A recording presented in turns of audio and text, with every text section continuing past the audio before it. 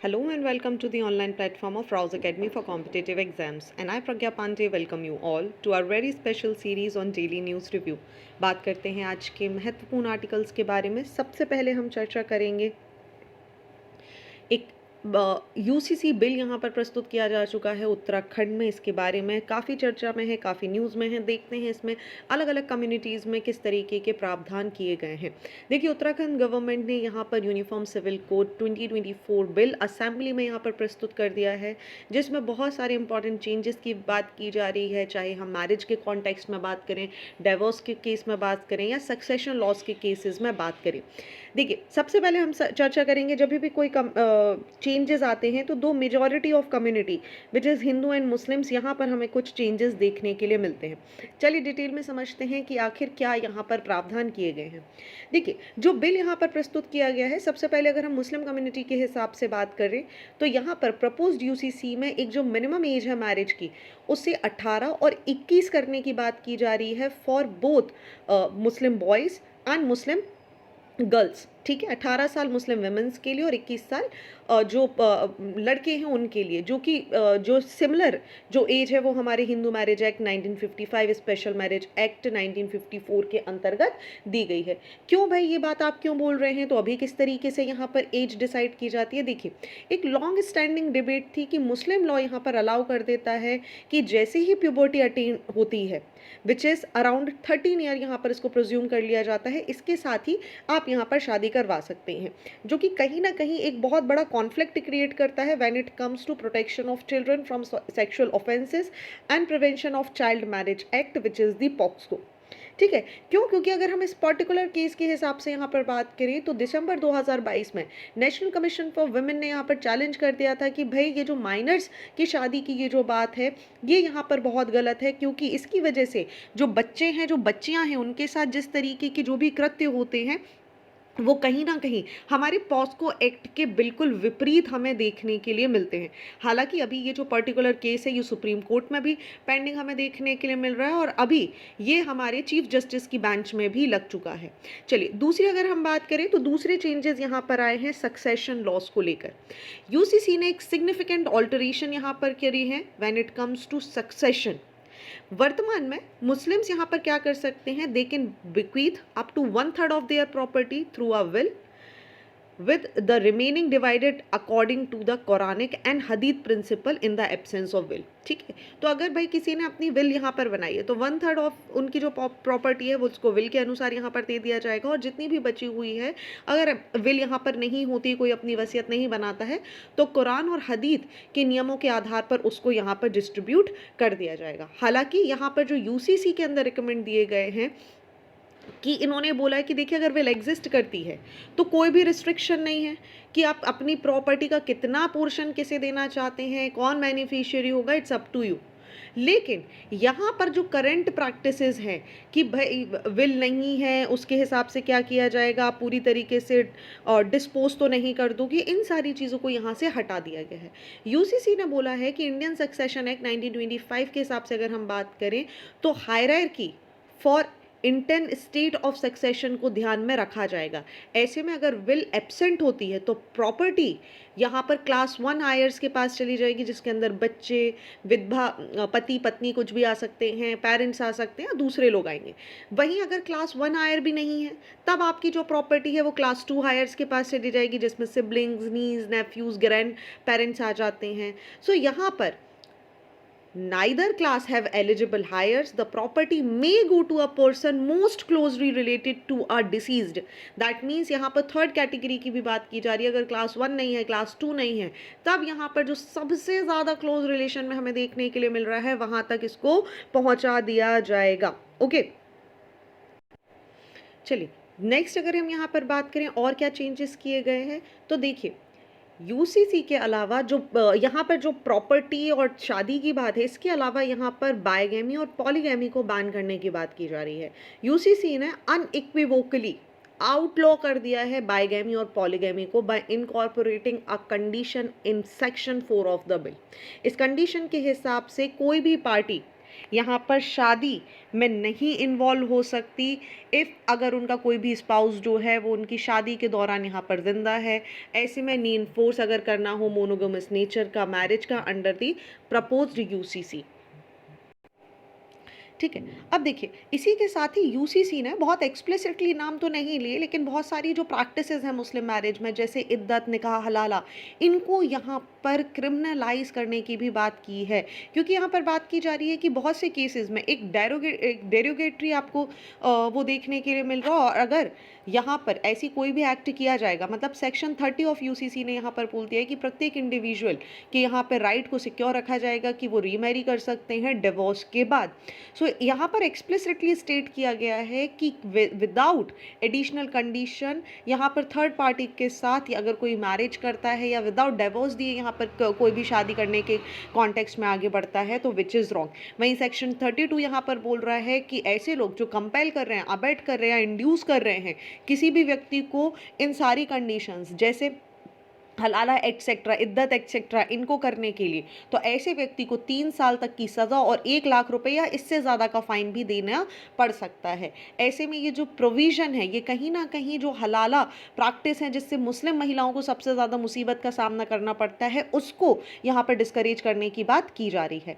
साथ ही अगर हम यहाँ पर बात करें तो देखिए यूसीसी को अब हमें थोड़ा सा समझना होगा कि भाई हिंदूज़ के लिए क्या परिवर्तन लाए गए हैं। सो यूसीसी में एक डिस्टिंक्शन क्रिएट किया गया है एंसेस्ट्रल और सेल्फ एक्वायर्ड प्रॉपर्टी के अंदर, जो कि एक इसका क्रूशियल एस्पेक्ट है हिंदू लॉस के अंदर। देखिए कॉपरेटरी राइट्स की अगर हम बात करें तो ये आउटलॉ कर देते हैं हिंदू सक्सेशन एक्ट को that no longer finds mention in the UCC will. वहीं अगर हम मिताक्षरा स्कूल ऑफ लॉ की यहाँ पर बात करें जिसको गवर्न किया जाता है जॉइंट हिंदू फैमिलीज के अंतर्गत, यूसीसी यहाँ पर रिवोक करता है joint ownership of ancestral property across generation और अलाउ करता है कि father the freedom to dispose of self acquired property without the constraint। That means यहाँ पर दोनों कंडीशन को चेंज किया गया है। एक बहुत ही इंपॉर्टेंट चेंज हमें इसके अंदर देखने मिलता है कि जो एलिवेशन है पेरेंट्स मदर फादर को यहाँ पर क्लास 1 हायर के केस में रखा गया है। ठीक है। वहीं अगर हम बात करें अगर कोई भी व्यक्ति यहाँ पर मर जाता है अपनी विल के बिना तब यहाँ पर क्लास 1 हायर में रखा गया है। Along with that Hindu law traditionally include करता है बच्चों को विडोज को मदर को as the class 1 heirs with a father falling under the class 2 heirs. तो जो परिवर्तन हमें यहाँ पर देखने मिले हैं कि फादर को भी देखिए क्लास 1 हायर के अंदर रखा गया है। साथ ही यहाँ पर ऑल्टर किया गया है framework to recognise both parent as the class 1 heirs alongside childrens and the widow which is quite good into it। साथ ही यहाँ पर एडजस्टमेंट क्रिएट किए गए हैं कुछ आपको देखने के लिए मिल जाएंगे। सो ये सारे कुछ चेंजेस हैं जो इसके अंतर्गत देखने मिलेंगे। चलिए मिताक्षरा स्कूल के बारे में अगर हम बात करें तो मिताक्षरा स्कूल के बारे में कई बार चर्चा की जाती है कि आखिर ये क्या होता है। जब भी हम हिंदू लॉज के बारे में यहाँ पर बात करते हैं हम बहुत सारा जो चीज़ें हैं उसको यहाँ से डराइव करते हैं। ये एक सिग्निफिकेंट स्कूल है हिंदू फिलोसफी का अगर हम यहाँ पर बात करें जो कि Hindu law of inheritance and property right में बहुत ज़्यादा जाना जाता है। ये रिप्रेजेंट करता है one of the 2 major school of Hindu law जो कि जिसमें दूसरा हमें दया भागा स्कूल देखने मिल जाता है और एक आ जाता है Mitakshara school of law. Mitakshara school of law की बात करें तो ये यहाँ पर विज्ञानेश्वरा से संबंधित हो जाता है जो कि स्कॉलर हैं जो कि 11वीं शताब्दी में आपको देखने के लिए मिले हैं। यहाँ पर अगर हम बात की इन्हीं का वर्क है मिताक्षरा जो कि कमेंट्री करता है याज्ञवल्क्य की स्मृति पर जो कि हमारा पुराना हिंदू एंशियंट हिंदू टेक्स्ट है उसके ऊपर एक टीका की गई है याज्ञवल्क्य की स्मृति पर जिसे हम मिताक्षरा बोलते हैं और करने वाले का नाम है विज्ञानेश्वरा। विज्ञानेश्वरा यहाँ पर चीफ मिनिस्टर थे चालुक्य डायनेस्टी में और इनका जो काम है इसमें बहुत सारे हिंदू लॉज में इम्पैक्ट आपको देखने के लिए मिलेंगे specially in the southern and the western region of India. Mitakshara school का जो इम्पैक्ट है ये अलग अलग aspect family laws partition joint family property right of heirs इन सारी चीज़ों में देखने के लिए मिलता है। यहाँ पर एक बहुत इंपॉर्टेंट बात की जा रही है कि एंसेस्ट्रल प्रॉपर्टी जो होती है it owned jointly by all family members who shares equal right to school. वहीं मिताक्षरा स्कूल एक्नॉलेज करता है कि जितनी भी लड़कियाँ होती हैं उनका राइट होता है इनहेरिटेड प्रॉपर्टी में through with some limitation but they have light. वहीं अगर हम दया भागा स्कूल की बात करें जो कि एक दूसरा स्कूल है यहाँ पर, इसके अंतर्गत अगर हम देखेंगे तो ये ईस्टर्न इंडिया में हमें ज़्यादातर देखने के लिए मिलता है, especially in the Bengal. Again Yajnavalkya की स्मृति पे जिमुत वाहना के द्वारा 13th सेंचुरी में यहाँ पर कमेंट्री की गई। मिताक्षरा की जैसे ही अगर हम बात करें तो दया भागा में कहीं भी कॉपर किडनी राइट्स के बारे में बात नहीं की जा रही, मतलब यहाँ पर एंसेस्ट्रल प्रॉपर्टी, जॉइंट फैमिली जैसा कॉन्सेप्ट नहीं है, रादर ये इंडिविजुअल ओनरशिप ऑफ प्रॉपर्टी के बारे में यहाँ पर ज़्यादातर बात करता है। इनहेरिटेंस ऑफ प्रॉपर्टी की अगर हम बात करें तो यहाँ पर प्रिंसिपल ऑफ लीनियल सक्सेशन की बात की जाती है, जहाँ पर नियरेस्ट मेल रिलेटिव जो होते हैं फैमिली में वो यहाँ पर प्रॉपर्टी को होल्ड करते हैं। डॉटर्स के पास भी हालांकि राइट होते हैं under this school, but their right are most restricted and subjected to only specific condition. That is why आप देखेंगे जो मिताक्षरा स्कूल है उसका ज़्यादा इम्पैक्ट हमें देखने के लिए मिलेगा। चलिए moving on to the next article of the day, बात की जा रही है downloading child pornography is an offence. बहुत ही इंपॉर्टेंट आर्टिकल है। मद्रास हाई कोर्ट ने रिसेंटली क्वेश किया है judicial proceeding in the case of S Harish versus inspector of police where the accused was charge with downloading child pornography under the section 67B of the information and technology act 2000। High court ने यहाँ पर बोला है कि देखिए download करना child pornography and watching it in the private was not an offence under section 67B of the IT act. साथ ही court ने यहाँ पर यह भी बोला है कि अगर चाइल्ड पोर्नोग्राफी यहाँ पर देखी जा रही है प्राइवेट में तो in private did not constitute an offense as an accused has merely downloaded the material onto his electronic device। चलिए अब हम कुछ रिलेशंस यहाँ पर इस्टेब्लिश करने की कोशिश करते हैं। सबसे पहले चलेंगे मद्रास हाई कोर्ट का ये जो जजमेंट है, ऐसा ही सिमिलर केस यहाँ पर केरला हाई कोर्ट में भी देखने के लिए मिला था, where it was ruled that watching pornography in a private space was not an offence under section 292 of the IPC। वहीं अगर हम यहाँ पर बात करें लीगल फ्रेमवर्क की तो ये जो जजमेंट है ये कहीं ना कहीं section 67B of the IT act के बारे में बात कर रहा है, जो कि पैनलाइज करता है ऐसी सारी एक्टिविटीज़ को जहाँ पर creation, collection, seeking, browsing, downloading, advertising, promoting, exchanging और distribution material depicting child in an obscene और सेक्सुअल एक्सप्लिसिट मैटर के बारे में बात करता है। पनिशमेंट जो है अगर पहली बार क्राइम यहाँ पर किया जाता है तो 5 साल तक की सज़ा और 10 लाख रुपए तक का फाइन हमें देखने के लिए मिलता है। अब देखिए जब यहाँ पर ये केस रजिस्टर हुआ तो पुलिस ने कॉग्निजेंस लिया। हाई कोर्ट ने सेक्शन 14 क्लॉज 1 के अंदर protection of children from sexual offence act 2012 यहाँ पर लेकर आया। साथ ही इसी के साथ यहाँ पर section 67B of IT act भी यहाँ पर लगाया गया। अब ये देखिए ये डिस्प्यूटेड अनडिस्प्यूटेड बड़ा है। Harish versus inspector of police में ये इस्टेब्लिश कर दिया गया कि अक्यूज ने यहाँ पर डाउनलोड करी थी 2 फाइल जो कि चाइल्ड पोर्नोग्राफी से संबंधित थी, जो कि उसके फ़ोन में पाई गई हैं। फॉरेंसिक साइंस रिपोर्ट ने वेरीफाई किया है कि भाई ये फाइल यहाँ पर प्रेजेंस थी और यहाँ पर ये पूरा का पूरा जो क्राइटेरिया है जो section 67B sub clause B of IT act यहाँ पर बोल रहा है कि देखिए कलेक्ट करना, क्रिएट करना, सीक करना, ब्राउज करना, download, advertise, promote, exchange etcetera, जहाँ पर किसी भी बच्चे को ऑब्सीन तरीके से या सेक्सुअली एक्सप्लिसिट मैनर में दिखाया जा रहा है, ये पूरी तरीके से गलत है। तो पहली बात तो यहाँ पर अपने आप में इसका उल्लंघन हो रहा है।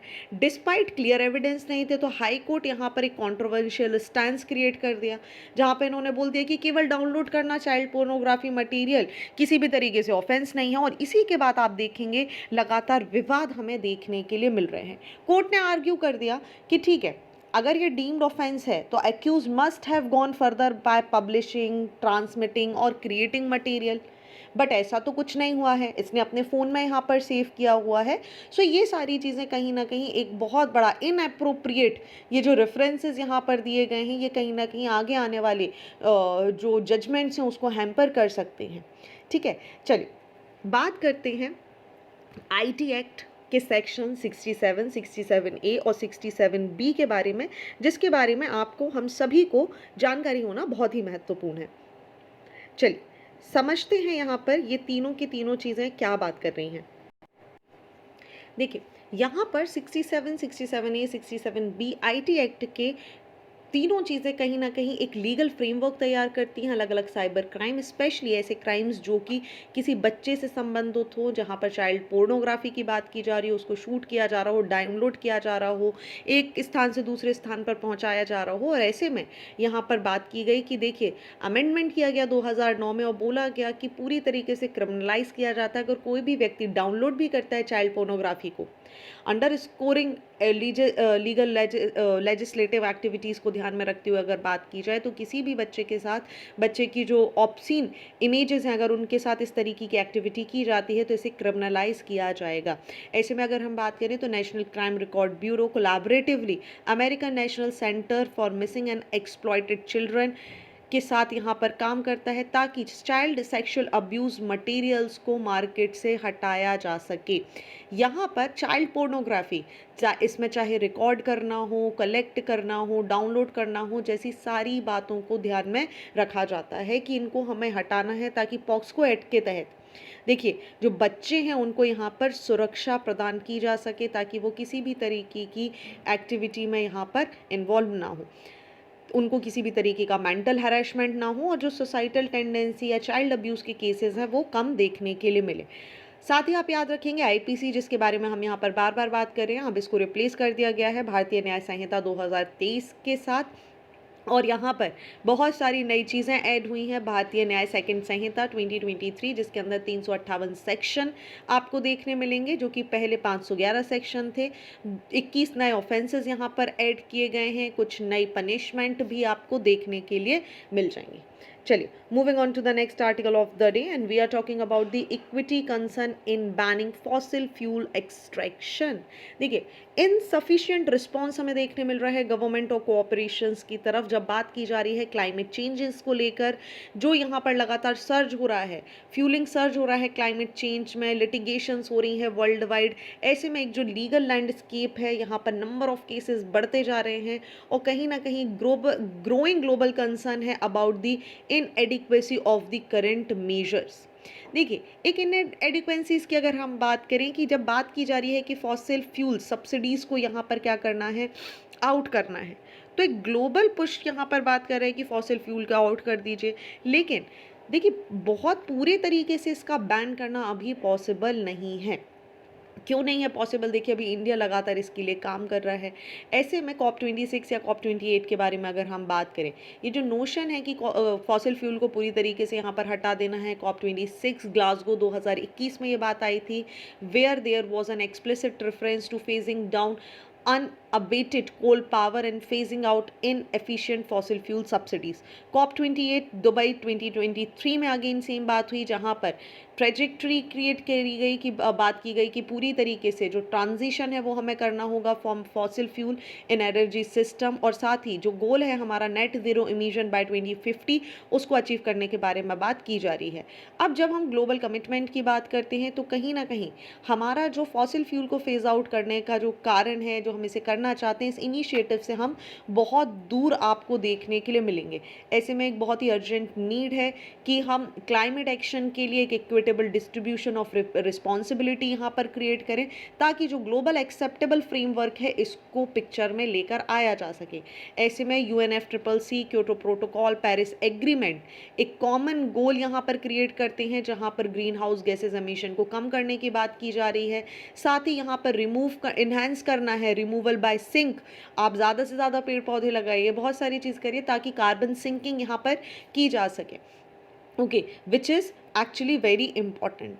ऐसे में एक डिफरेंस क्रिएट करना होगा, एक इंटरनेशनल लॉ हमें लेकर आना होगा जहाँ पर एक राइट क्रिएट करा जा रहा है कि भाई देखिए, नेचुरल रिसोर्सेज सभी के लिए हैं और सभी का इस्तेमाल करना भी ज़रूरी है। सो एक जितनी भी हमारा बाइंडिंग नेचर है, जब हम पेरिस एग्रीमेंट्स की बात करते हैं, UNFCCC की बात करते हैं, ऐसे में हम किस तरीके से काम करने वाले हैं, विच is quite important. So despite stride in renewable energy, fossil fuels remain predominant in India's power sector. Around 3.6 million people in 159 districts are dependent on fossil fuel alone. both directly and indirectly, particularly in coal mining and the power sector, जिसमें India को एक significant unemployment challenge हमें देखने मिल जाता है जब हम बात करते हैं transition to cleaner fuel requires careful consideration necessitating adequate support for the affected workforce and the creation of the new economic opportunities. India यहाँ पर सब्सिडी देता है कैरोसिन ऑयल पर, जिसकी वजह से कहीं ना कहीं वेस्टर्न वर्ल्ड इंडिया को यहाँ पर क्रिटिसाइज करते हैं।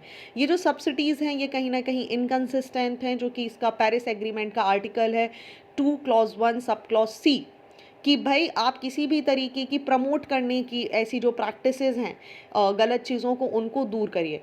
ऐसे में COP26 के हिसाब से अगर हम बात करें तो इंडिया ने सक्सेसफुली अपनी लैंग्वेज को ही चेंज कर दिया। इंडिया ने बोला हम फेज़ आउट तो नहीं करेंगे बट हम फेज़ डाउन कर देंगे। दैट मीन्स हम कोल का उपयोग कम से कम करने की कोशिश करेंगे। हालांकि अभी हमारे पास ऐसे कुछ बहुत ज़्यादा डेवलपमेंट नहीं है जहाँ पर हम इंडिया से पूरी तरीके से फेज़ आउट कर सके। क्यों? क्योंकि हमें एक ऑल्टरनेटिव मैकेनिज़्म यहाँ पर क्रिएट करना होगा, which is quite important when it comes to India. चलिए, इसी के साथ एक बहुत ही इंपॉर्टेंट रिपोर्ट हो जाती है जो मुझे लगता है आप सभी को पता होना चाहिए, which is the production gap report. देखिए, प्रोडक्शन गैप रिपोर्ट यहाँ पर जो है ये मेजर करता है misalignment between government planned production of coal, oil and gas and the global production level consistent with meeting the Paris Agreement temperature goal। ये report यहाँ पर आइडेंटिफाई करती है global pathway for coal, oil and the gas production from now until 2050 that are consistent with these goals. It then assesses government plan, project करता है policies क्या है fossil fuel को लेकर, किस तरीके से हम काम करने वाले हैं, और इसी के अंदर पता चलता है कि more than double the amount of fossil fuel in 2030 than would be consistent with limiting warming to 1.5 degree हमें देखने के लिए मिल सकता है। ओके, चलिए, ये एक इम्पॉर्टेंट चीज़ है जो आपको यहाँ पर पता होनी चाहिए। आगे बढ़ते हैं, हम बात करेंगे इंटरिम बजट को लेकर। बड़ा अच्छा आर्टिकल है सी रंगराजन के द्वारा और डॉक्टर डी के श्रीवास्तव जी के द्वारा यहाँ पर लिखा गया है, जो कि बहुत ही प्रोमिनेंट, जब हम बात करते हैं economic advisory, chief policy advisers के रूप में हमें देखने के लिए मिलते हैं। इंटरिम बजट 2024-25 यहाँ पर प्रेजेंट किया गया था निर्मला सीतारमन जी द्वारा, जहाँ पर टैक्स रेट, डायरेक्ट इनडायरेक्ट, सारी स्टेबिलिटी हमें देखने के लिए मिली है। एक बहुत ही इंपॉर्टेंट आस्पेक्ट आप देखेंगे कि कहीं ना कहीं एक बहुत इंपॉर्टेंट फोकस जो है वो कैपिटल एक्सपेंडिचर को बढ़ाने के ऊपर यहाँ पर किया जा रहा है, और फिस्कल करेक्शन और कंसोलिडेशन की बात भी यहाँ पर की जा रही है। ये जो बजट है ये कहीं ना कहीं एक रीजनेबल बियॉन्सी है टैक्स रेवेन्यू के अंदर, जहाँ पर 1.33 standing at 1.33 when based on the budget estimate of the current year and 1.09 when using revised estimate as this with। ऐसे में यहाँ पर एक नॉमिनल जीडीपी ग्रोथ एस्टिमेशन जो था विच इज़ द 10.5% उसको रखा गया है 2024-2025 के लिए, और नॉमिनल जीडीपी ग्रोथ 10.5% के आसपास देखने के लिए मिल रही है।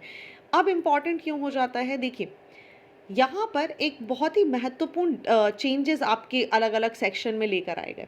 रिसेंट जो बजट है यहाँ पर एक इंक्रीज जो कैपिटल एक्सपेंडिचर है गवर्नमेंट और सेंट्रल गवर्नमेंट के द्वारा, उसकी यहाँ पर बात की जा रही है कि भाई क्लाइमेट से निपटने के लिए हमें काम करना होगा। साथ ही 11.2% का जो एक्सपेंडिचर है वो पिछले बजट के मुकाबले में यहाँ पर ज़्यादा दिया गया है कि भाई हमें ग्रोथ भी बढ़ानी है, बट हम जो हमारा देश है, जो हमारा क्लाइमेट है, जो हमारा एनवायरनमेंट है, उसके ऊपर भी यहाँ पर बर्डन क्रिएट नहीं करना चाहते हैं। साथ ही यहाँ पर इन्फ्लेशन को भी कंसर्न रखा गया है कि कोई भी फिस्कल डेफिसिट जो 6% से ऊपर जाएगा, यहाँ पर उसको सेंटर और स्टेट गवर्नमेंट के द्वारा एक पोटेंशियल ट्रिगर मानकर तुरंत दूर करने के बारे में भी बात की जाएगी। चलिए, moving on to the next article of the day, हम बात करने वाले हैं नदर्न आइलैंड कॉन्फ्लिक्ट्स को लेकर। चलिए, अगर हम इन आइलैंड्स के बारे में बात करें तो कुछ इस तरीके से हमें बात करनी होगी। ये आप इमेज में यहाँ पर देख रहे हैं, this is the northern island. यहाँ पर आयरलैंड, स्कॉटलैंड, यूनाइटेड किंगडम आपको देखने के लिए मिल जाएगा। अब देखिए, हम बात क्यों कर रहे हैं नदर्न आइलैंड्स के बारे में। देखिए, फरवरी 3 pro Irish unity political Michelle O'Neill जो सिन फेन पार्टी से बिलोंग करते हैं, यहाँ पर इन्होंने एक हिस्ट्री क्रिएट कर दी है जब ये पहले nationalist first minister of northern island बन गए हैं after the opposition democratic union party, जो कि लार्जेस्ट प्रो यूके पार्टी आपको देखने के लिए मिलेगी। ना तो क्वेश्चंस कम कि हम इसको सेलिब्रेट कर रहे हैं, इतनी प्रोमिनेंट लोकेशन है, तो ऐसा पॉलिटिकल डेडलॉक क्यों था। नदर्न आइलैंड्स की अगर हम बात करें तो इसे गवर्न किया जाता है by the power sharing agreement, जिससे कॉन्सो कॉन्सोसिएशनलिज्म के द्वारा यहाँ पर लाया गया था, जिसे गुड फ्राइडे एग्रीमेंट बोला जाता है 1988 का। ओके, इस सिस्टम के हिसाब से अगर हम बात करें, जो पावर है that should be shared equally between various sectarian group in the state. In this case अगर हम बात करें तो प्रो आयरिश यूनिटी फैक्शन, जिसको हम नेशनलिस्ट और रिपब्लिकन्स के नाम से भी जान सकते हैं, and the pro UK faction, जो कि यहाँ पर लॉयलिस्ट या फिर यूनियनिस्ट के नाम से जानते हैं। वहीं अगर हम सिन फेन की बात करें तो ये यहाँ पर बिलोंग करते हैं लार्जेस्ट नेशनल पॉलिटिकल पार्टी है, जिसे यूजुअली यहाँ पर लेफ्ट विंग पार्टी के नाम से भी जाना जाता है। 2022 में इलेक्शंस यहाँ पर कंडक्ट कराए जाने की बात हुई थी और सिन फेन ने फिनिश कर दिया विद फर्स्ट विन 29% वोट, और बाद में यहाँ पर इन्होंने एक हिस्ट्री क्रिएट कर दी है। अब देखिए, हमें इस कहानी में जाने के पहले एक चीज़ समझनी होगी कि how did northern island came come into begins, ये एग्रीमेंट क्या है, इसको साइन किस तरीके से किया गया है, चलिए समझते हैं थोड़ा सा और डिटेल में। नदर्न आइलैंड्स की अगर हम बात करें तो इसको पहली बार साइड किया गया था 30 ईयर्स अगो। एक सिविल वॉर यहाँ पर हुई थी जिसे द ट्रबल्स के नाम से जाना जाता है between the Republicans and the unionist. अभी तक आपको क्लियर हो चुका होगा कि रिपब्लिकन्स कौन है और यूनियनिस्ट कौन है। और इस वॉर के अंतर्गत 3500 से भी ज़्यादा लोगों की जान चली गई। और यहाँ पर जो सबसे इम्पॉर्टेंट आस्पेक्ट था, एक रिलीजियस आस्पेक्ट था, जहाँ पर रिपब्लिकन मोस्टली कैथोलिक थे और यूनियनिस्ट मोस्टली प्रोटेस्टेंट थे। अगर आपको यूके के इस्टेब्लिशमेंट की कहानी पता है तो आप ये जो इशू है कैथोलिक और प्रोटेस्टेंट के बीच, इसको बहुत क्लियरली समझ सकते हैं। नदर्न आइलैंड की अगर हम बात करें, जो कि फॉर्मरली पार्ट है अल्स्टर प्रोविंस का, जो कि लाए करता है in the northern and the modern day Ireland. Conflict यहाँ पर क्रिएट हुआ था between these two community, Catholics and the Protestants. Protestant and the Irish Catholic they goes all the way back to 1609। हम बात कर रहे हैं किंग जेम्स वन के बारे में, जहाँ पर स्टार्ट किया गया था एक official policy of migration where in people from England and Scotland were encourage to move to Ulster to work in his various plantation there. Religious war that was being waged in much of the Europe at the time between the Protestant and the Catholic made its presence felt in the Ulster as well. However, बहुत ज़्यादा कोई strong resistance यहाँ पर नहीं देखने मिला।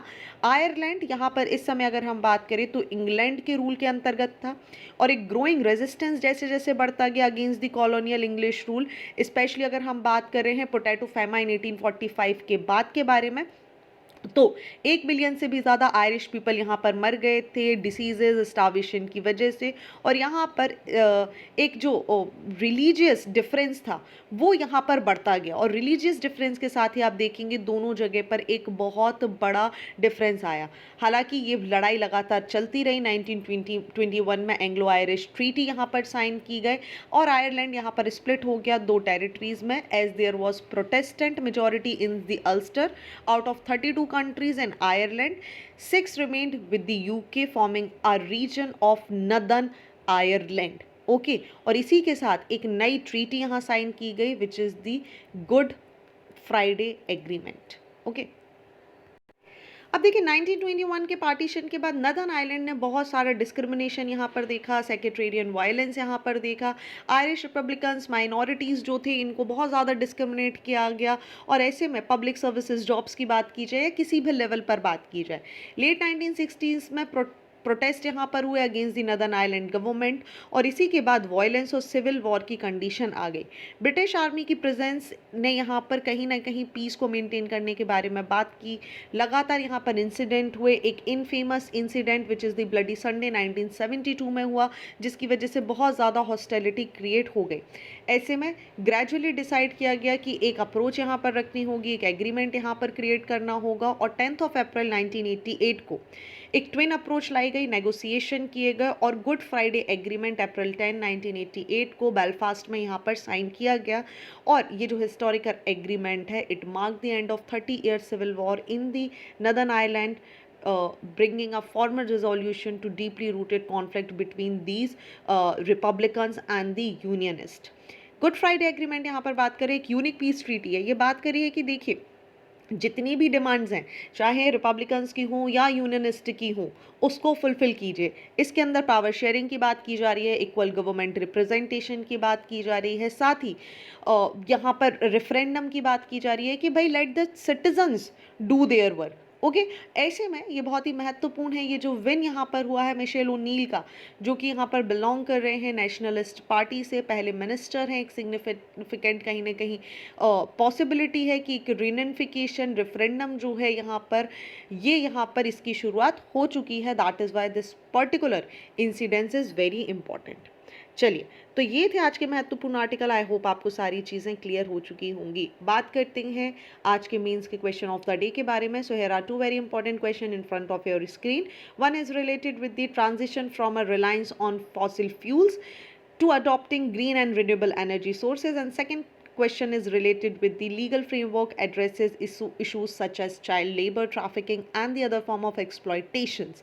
What all you have to do, just write the answer, click the photograph and upload it on our website, जिसका link आपको कमेंट सेक्शन में मिल जाएगा। साथ ही डीएनआर से संबंधित अगर आपको किसी भी प्रकार का कोई डाउट है, कोई सवाल है, कोई जिज्ञासा है, तो आप मुझे प्रज्ञा पांडे @RowsAcademy.in पर यहाँ पर पूछ सकते हैं। So thank you for watching this video. Do not forget to hit like button, comment your valuable feedback and also press the subscribe button to never miss any updates. Please follow us on Instagram and Facebook. Links are given below in the description box. Thank you and see you soon.